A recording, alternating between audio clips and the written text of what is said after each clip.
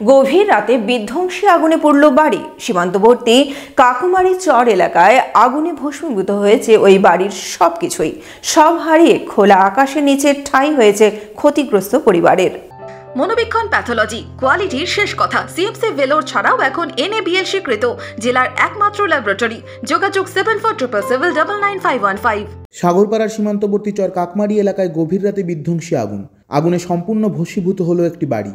ঘর হারিয়ে এখন খোলা আকাশের নিচেই ঠাঁই হয়েছে আজবার মণ্ডলের পরিবারে। জানা গিয়েছে কাকমারি চর এলাকার বাসিন্দা দিনমজুর আজবার মণ্ডলের বাড়িতে বুধবার গভীর রাতে হঠাৎই আগুন লাগে। বিধ্বংসী আগুন দেখে প্রতিবেশীদের ডাক দেন পরিবারের লোকজন, যদিও আগুনের কাছে যেতে পারেনি কেউই। বিধ্বংসী আগুনে ঘরে থাকা প্রায় সমস্ত কিছুই পুড়ে নষ্ট হয়ে যায়। কোনো রকমে প্রাণে বাঁচেন পরিবারের সদস্যরা। যে এমন একটা মজুর খাটা লোক যে দিন না খাটলে চলে না, তা আপনারা সবাই মিলে চেষ্টা করি একটু চালানোর মতন রাস্তা বা দিন মজুরি খাটা মতন কিছু দিয়ে যদি আবেদন করেন তাহলে হয়তো একটু বাঁচার মতন একটু আমরা সিদ্ধান্ত আপনারা দিলে ভালো হয়। আগুনে পুড়ে যায় আসবাবপত্র থেকে বাড়ির সমস্ত কিছুই। ঘরে মজুদ আনাজপাতি থেকে মাঠের ফসল সমস্ত কিছুই পুড়ে নষ্ট হয়ে যায় আগুনে সব হারিয়ে এখন খোলা আকাশের নিচেই ঠাঁই হয়েছে পরিবারের। ক্ষতিগ্রস্ত পরিবার চাইছেন সরকারি সাহায্য।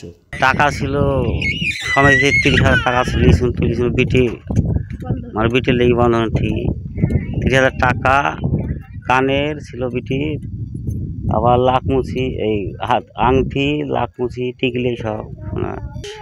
চাল ছিল, কালাই ছিল, ওই ময়দা ছিল, আবার চকি ছিল, ল্যাপ কাঁথা সবই, হাড়ি পাতল সবই, সব কিছু মুরগি 9টা।